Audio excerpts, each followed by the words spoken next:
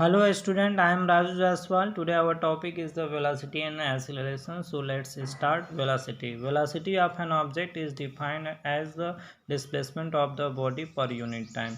यानी unit time में body के थ्रू जो डिस्प्लेसमेंट कवर किया जाता है उसी को बॉडी का वेलोसिटी कहते हैं.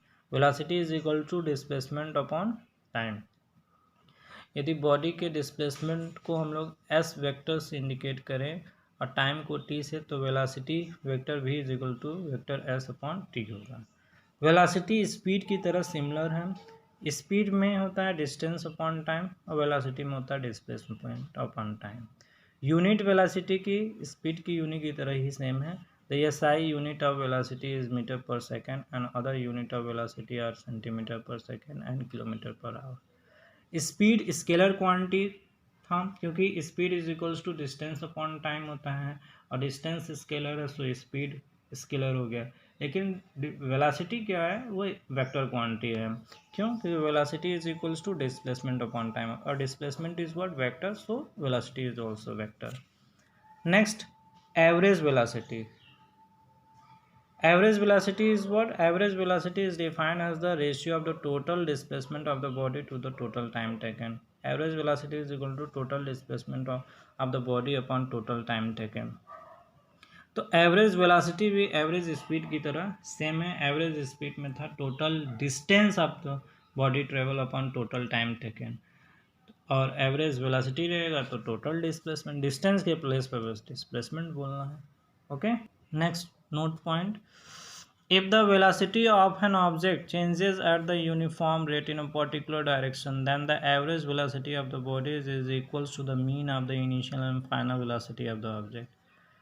यदि कोई ऑब्जेक्ट जो है यूनिफॉर्म रेट से एक पर्टिकुलर डायरेक्शन में मूव कर रहा है तो उसका एवरेज जो वेलोसिटी होगा उसके इनिशियल और फाइनल दोनों का मीन होगा. Means vector u plus vector v upon 2.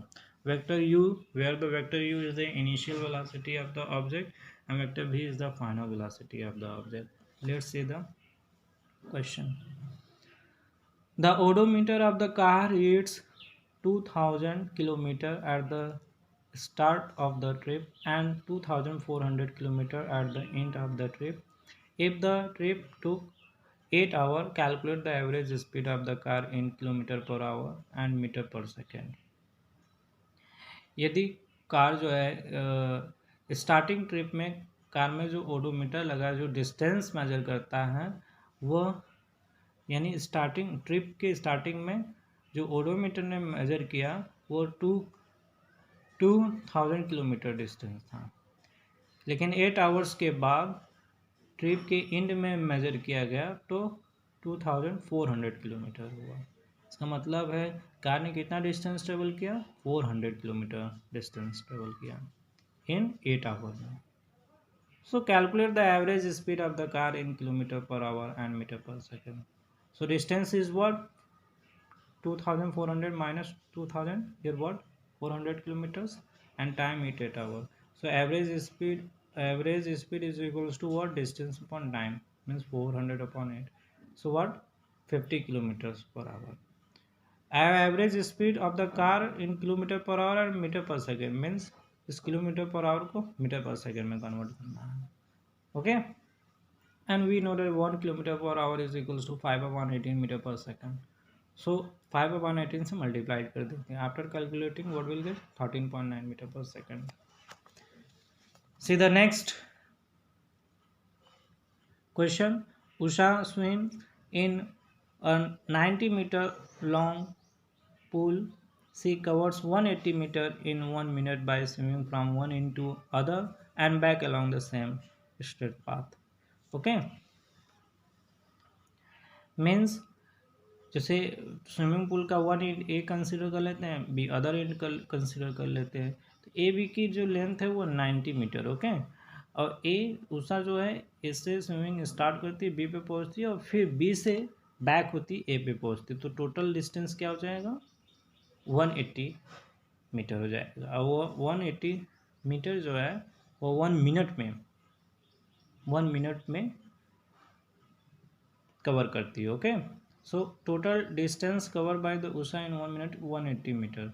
Displacement of Usha in 1 minute is what, zero. Zero क्यों हो गया?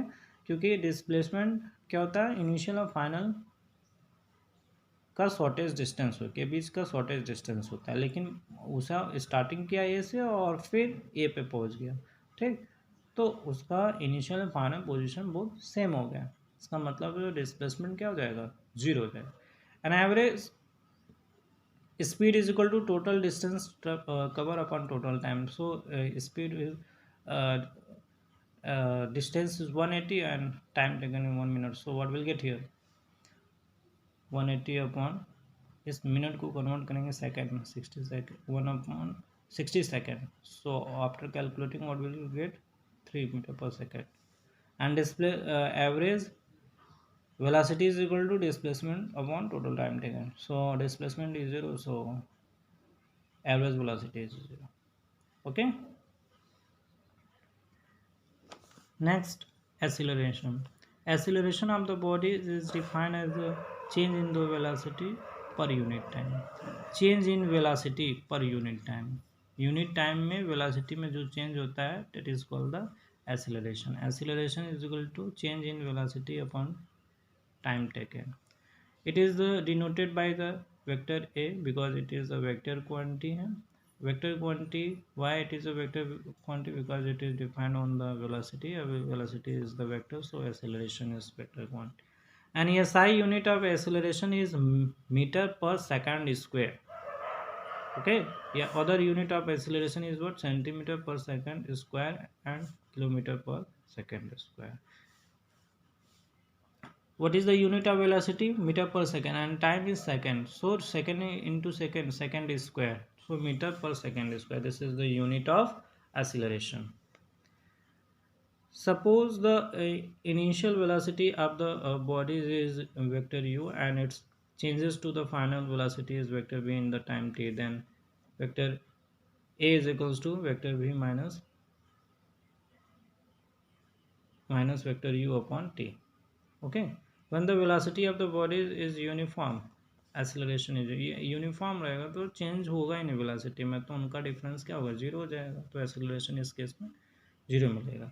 When the velocity of the body is not uniform, यदि यूनिफॉर्म नहीं है, यदि उनकी वेलोसिटी में चेंजेस हो रहे हैं, तो मोशन क्या, एक्सेलरेटेड होगा. अब एक्सेलरेशन के टू टाइप्स है, एक पॉजिटिव एक्सेलरेशन है, एक नेगेटिव एक्सेलरेशन है. Positive acceleration, if the velocity of an object increases with the time in the direction of the motion of the object, then the acceleration of the body is known as the positive acceleration. Means body start कर रहा है ए से P की ओर, ठीक, और continuously उसकी speed में क्या हो रहा है, इंक्रीमेंट हो रहा है, ठीक, उसके डायरेक्शन ऑफ मोशन में increment along direction of motion. So लगा कंटिन्यूसली उसके स्पीड में या वेलोसिटी में यदि इंक्रीमेंट होगा तो डेल्टा जो वेक्टर भी होगा ग्रेटर देन यू हो जाएगा. तो जब भी ग्रेटर हो जाएगा यू से, तो this quantity is greater than this, means this subtraction is what, positive. So A is positive, तो एक्सेलरेशन इस केस में पॉजिटिव मिलेगा. The acceleration of the bodies is positive when it's falls from the certain height. For example, यदि किसी body को किसी height से हम लोग गिराते हैं तो उसके एक्सेलरेशन में, उसका एक्सेलरेशन क्या होता है, पॉजिटिव होता है, क्योंकि उसके स्पीड या वेलोसिटी में कंटिन्यूसली इंक्रीमेंट होता है. या कोई व्हीकल्स यदि स्टार्ट करता है मूविंग, तो भी वहाँ पर पॉजिटिव एक्सेलरेशन, क्योंकि उसके स्पीड में कंटिन्यूसली इंक्रीमेंट होता है. Negative acceleration, if the velocity of an object decreases with the time, when the acceleration of the object is known as the negative acceleration. यदि जो चेंजेस हो रहे हैं वेलोसिटी में या स्पीड में, वो चेंज डिक्रीज करें, तो उस एक्सेलरेशन को हम लोग नेगेटिव एक्सेलरेशन कहते हैं. और नेगेटिव एक्सेलरेशन को हम लोग रिटार्डेशन के नाम से भी जानते हैं.